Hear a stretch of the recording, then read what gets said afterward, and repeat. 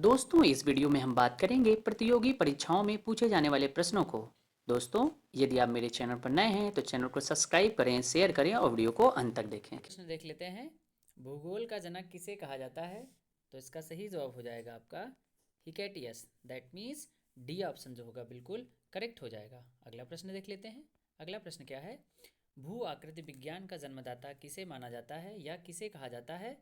तो आप जल्दी से बताइए यदि आपको पता है। तो इसका सही जवाब हो जाएगा आपका पेसल। दैट मीन्स ए ऑप्शन जो होगा बिल्कुल करेक्ट हो जाएगा। अगला प्रश्न देख लेते हैं। थर्ड क्वेश्चन देख लेते हैं। थर्ड क्या है? सूर्य के चारों ओर घूमने वाले खगोलीय पिंड को क्या कहा जाता है या क्या कहलाते हैं? सूर्य के चारों ओर जो खगोलीय पिंड होते हैं उन्हें क्या कहा जाता है? उन्हें कहा जाता है ग्रह कहा जाता है। ए ऑप्शन जो होगा बिल्कुल सही हो जाएगा। अगला प्रश्न देख लेते हैं। क्वेश्चन नंबर 4 की बात करते हैं। सौर मंडल में कुल कितने ग्रह हैं? तो सौर मंडल में कुल कितने ग्रह हैं इन्हें बताना है। तो बहुत आसान है। तो इसका सही जवाब हो जाएगा आपका डी। दैट मीन्स 8 ग्रह हैं। ठीक है, 8 planet in our solar family. अगला प्रश्न क्या है? प्रश्न नंबर 5 की बात करते हैं। किसी ग्रह के चारों ओर परिक्रमा करने वाले छोटे आकाशीय पिंड को क्या कहते हैं? क्या कहते हैं जल्दी से बताइए आप। तो उन्हें कहते हैं उपग्रह कहते हैं। सी ऑप्शन जो होगा बिल्कुल सही हो जाएगा। अगला प्रश्न देख लेते हैं। क्वेश्चन नंबर 6 की बात करते हैं। ग्रहों की गति का नियम प्रतिपादित किसने किया था? तो ग्रहों के गति का नियम प्रतिपादित करने वाले जो वैज्ञानिक थे कौन थे? इसका सही जवाब हो जाएगा आपका केपलर। ए ऑप्शन जो होगा बिल्कुल सही हो जाएगा। अगला प्रश्न क्या है? चलिए देखिए। सौर मंडल का जन्मदाता किसे कहा जाता है? तो सौर मंडल का जन्मदाता किसे कहा जाता है? तो आप जल्दी से बताइए। तो सौर मंडल का जन्मदाता कहा जाता है सूर्य को, क्योंकि सूर्य से ही सौर मंडल बना हुआ है। ठीक है, तो डी ऑप्शन होगा बिल्कुल सही हो जाएगा। अगला प्रश्न देख लेते हैं। बहुत अच्छे से आप देख रहे हैं। नेक्स्ट प्रश्न क्या है? एक ग्रह अपने कक्ष में सूर्य से अधिकतम दूरी को क्या कहा जाता है? ठीक है, उसको कहते हैं अपसौर कहते हैं। जो बी ऑप्शन जो होगा बिल्कुल सही हो जाएगा। जो एक ग्रह अपने सूर्य से अधिकतम दूरी पर होता है उसे क्या कहते हैं? अपसौर कहते हैं। अगला प्रश्न क्या है? अगला प्रश्न देख लेते हैं। एक ग्रह अपने कक्ष में सूर्य से न्यूनतम दूरी पर होता है तो उसे क्या कहते हैं? उसे कहते हैं तब उपसौर कहते हैं। जो ए ऑप्शन जो होगा बिल्कुल सही हो जाएगा। ठीक है, बहुत अच्छे से आप देख रहे हैं। अगला प्रश्न क्या है? प्रश्न नंबर 10 की बात करते हैं। निम्नलिखित में कौन सा एक तारा है? तो निम्नलिखित में एक तारा बताना है। कौन सा एक तारा है? तो इसका सही जवाब हो जाएगा आपका ऑप्शन सी। दैट मीन सूर्य। बाकी जो क्या है ये ग्रह हैं, बाकी सूर्य जो है क्या है आपका एक तारा है। ठीक है, अगला प्रश्न देख लेते हैं। अगला प्रश्न क्या है? बहुत अच्छे से आप देख रहे हैं। सूर्य प्रकाश धरती पर पहुंचने में लगभग कितना समय लेता है? तो लगभग कितना समय लेता है? तो इसका सही जवाब हो जाएगा आपका ऑप्शन के अकॉर्डिंग क्या होगा? बी ऑप्शन जो होगा। ठीक है, ये आपका बिल्कुल करेक्ट हो जाएगा। ठीक है, अगला देख लेते हैं। बहुत अच्छे से आप देख रहे हैं। सूर्य के सबसे दूर कौन सा ग्रह है या सूर्य से सबसे दूरी पर कौन सा ग्रह है? तो इसके हिसाब से क्या हो जाएगा आपका? वरुण। सी ऑप्शन जो होगा बिल्कुल सही हो जाएगा। अगला प्रश्न क्या है? अगला प्रश्न देख लेते हैं। बहुत अच्छे से आप देख रहे हैं। कौन सा ग्रह सूर्य के सबसे निकट है? तो सूर्य के सबसे निकट ग्रह कौन सा होता है? तो सूर्य के सबसे निकट ग्रह कौन है? बुध, जिसे हम मरकरी कहते हैं। ठीक है, अगला प्रश्न क्या है? चलिए देख लेते हैं। अगला देखते हैं। किस ग्रह में चंद्रमा की तरह कलाएं होती हैं? ठीक है, कौन सा ऐसा ग्रह है जिसमें चंद्रमा की तरह कलाएं होती हैं? तो इसमें हो जाएगा आपका ऑप्शन सी। दैट मीन्स बुध ग्रह। ठीक है, जो सी ऑप्शन होगा बिल्कुल सही हो जाएगा। अगला प्रश्न क्या है? चलिए देख लेते हैं। बुध सूर्य का एक चक्कर लगाने में लगभग कितना समय लेता है? तो लगभग कितना समय लेता है? तो इसका सही जवाब हो जाएगा आपका लगभग 88 दिन।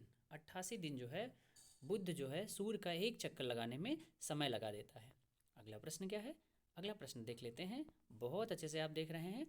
सौर मंडल का अत्यधिक तीव्र ग्रह कौन है?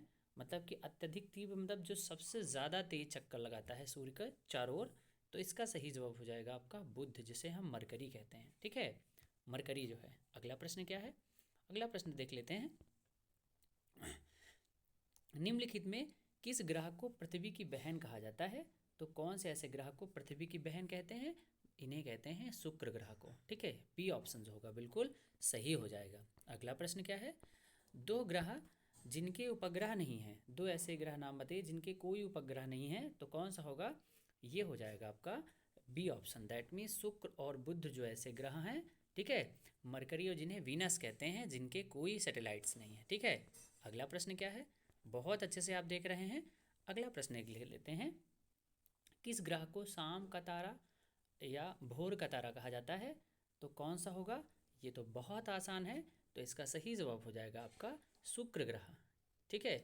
शुक्र ग्रह को क्या कहा गया है? शाम का तारा और भोर का तारा कहा गया है, ठीक है। बहुत अच्छे से आप देख रहे हैं।